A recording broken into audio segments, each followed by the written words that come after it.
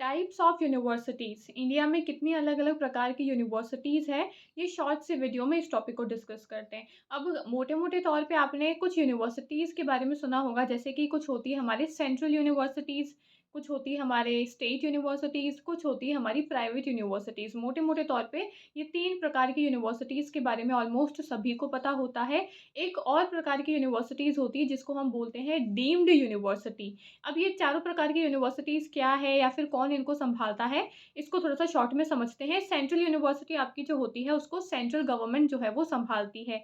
State university जो है वो स्टेट की गवर्नमेंट सँभालती है। प्राइवेट यूनिवर्सिटी जो है, कोई एक प्राइवेट ऑर्गनाइज़ेशन होता है, वो उसको सँभालती है। अब डीम्ड टू बी यूनिवर्सिटीज़ क्या है या फिर इसको कौन क्या सँभालता है, इसका काम क्या होता है, इसको समझ लेते हैं। डीम्ड टू बी यूनिवर्सिटीज़ यानी कि वुड बी सेंट्रल यूनिवर्सिटी। अब जैसे आपने अगर बीएड प्रोग्राम में अपना है ना कोर्स में अगर एनरोलमेंट लिया है, तो आपने देखा होगा आपकी ट्रेनिंग होती है।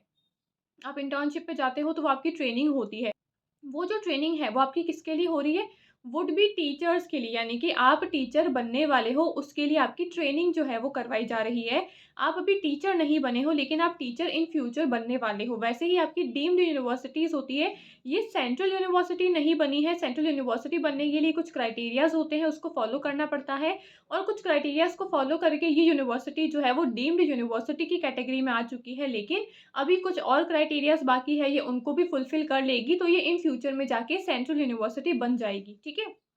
यानी कि सेंट्रल यूनिवर्सिटी बनने के लिए कुछ क्राइटेरियाज़ को फ़ॉलो करना होता है और ये जो डीम्ड यूनिवर्सिटीज़ है, ये उन क्राइटेरियाज़ को फ़ॉलो कर रही है और धीरे-धीरे इन फ्यूचर ये सेंट्रल यूनिवर्सिटी भी बन जाएगी। यानी कि वो यूनिवर्सिटी जो सेंट्रल यूनिवर्सिटी बनी नहीं है, पर इन फ्यूचर में सेंट्रल यूनिवर्सिटी बनने वाली है, तो इसको हम वुड बी सेंट्रल यूनिवर्सिटी बोल सकते हैं या फिर डीम्ड यूनिवर्सिटी के नाम से भी जान सकते हैं। अब आपके हायर एजुकेशन में भी यहाँ से काफ़ी सारे क्वेश्चन जो है वो पूछे जाते हैं यूजीसी नेट के एग्ज़ामिनेशन में कि सेंट्रल यूनिवर्सिटी, स्टेट यूनिवर्सिटी जो है वो कितनी है, इनका सीक्वेंस क्या है, वो आपको पता होना चाहिए या फिर इनके कुलपति कौन है आपके सेंट्रल यूनिवर्सिटी के, स्टेट यूनिवर्सिटीज़ के। तो आपके एग्ज़ाम पर्सपेक्टिव से भी ये टॉपिक काफ़ी ज़्यादा इम्पोर्टेंट है। आपको जितने भी करंट अफ़ेयर की न्यूज़ है, इन सारी यूनिवर्सिटीज़ से जुड़ी हुई, वो आपको पता होनी चाहिए। कितनी यूनिवर्सिटीज़ है, सेंट्रल, स्टेट, वो सब आपको पता होनी चाहिए, ठीक है?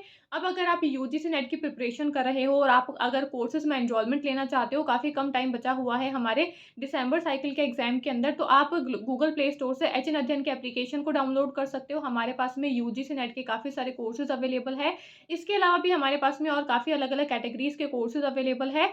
आप हमारे जो पे एप्लीकेशन है उसको डाउनलोड कर सकते हो या फिर हमारा जो नंबर है वो मैं यहाँ मेंशन कर दूँगी, उस पे आप हमको कॉन्टैक्ट भी कर सकते हो। Thank you.